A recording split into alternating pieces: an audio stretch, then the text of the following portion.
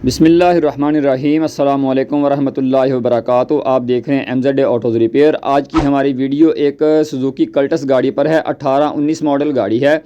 इस गाड़ी के अंदर मसला ये है कि भाई बता रहे थे कि यार एक तो गाड़ी की AC कूलिंग जो है वो डिस्टर्ब रहती है, दूसरा जो है जब ये गाड़ी किसी डीज़ल गाड़ी के यानी ट्रक वगैरह के पास से गुजरती है तो अंदर डीज़ल की स्मेल आती है।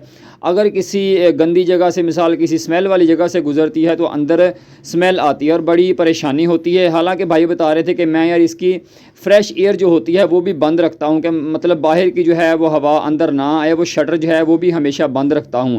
तो बिल्कुल एक छोटा सा पॉइंट है, इंशाल्लाह वीडियो पूरी देखिएगा, इंशाल्लाह आपको इस वीडियो से फ़ायदा हासिल होगा। तो जैसा कि आपको नज़र आ रहा है कि ये जो 3 नॉब्स है बटन, उसके नीचे जो नॉब है फ्रेश एयर वाली, भाई ने जो है वो इसकी फ्रेश एयर बिल्कुल बंद रखी हुई है। मैं आपको दिखा देता हूँ कि ये देखें, ये वाली नाव देखिए उन्होंने फ्रेश एयर बंद रखी हुई है। दूसरी साइड पे करेंगे तो इसकी फ्रेश एयर जो है वो खुल जाती है। ठीक है जी, इस साइड पे खुल गई फ्रेश एयर और इस ठीक है यहाँ से जो है वो बाहर से हवा आनी चाहिए गाड़ी के अंदर।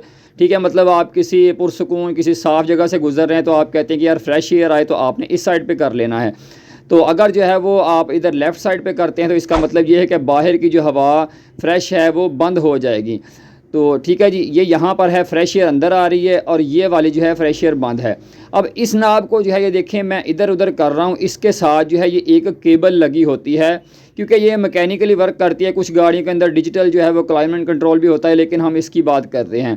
तो ये नाब के साथ ये वाली जो है ये देखें केबल आ रही है, ये वाली जो है ठीक है जी इस नाब के साथ मुंसलिक होती है, पीछे से लगी होती है। जब हम इसको इधर उधर करते हैं तो ये वाली जो केबल है यहाँ से ये वाला पॉइंट जो है ठीक है जी, ये वाला पॉइंट जो है प्लास्टिक के साथ ये वाला लोहे का पॉइंट जो छोटा सा नज़र आ रहा है ये यहाँ पर लगा होता है, इसके ऊपर टिक करके ऐसे बैठा होता है, जबकि ये निकला हुआ है। तो अब हो क्या रहा था कि ये वाला जो है जनाब ये फ्रेश एयर खुली हुई थी और नाब जो है वो अंदर से केबल जो है वो नाब की निकली हुई थी। ठीक है जी, इसको जितना आप मर्ज़ी मूव करते थे सिर्फ ये वाला पॉइंट जो है वो मूव करता था इधर उधर ऐसे, और वो वाला जो शटर है वो डक्ट है वो काम नहीं करता था। फ्रेश एयर जो है वो खुली रहती थी, फ्रेश एयर बंद नहीं होती थी।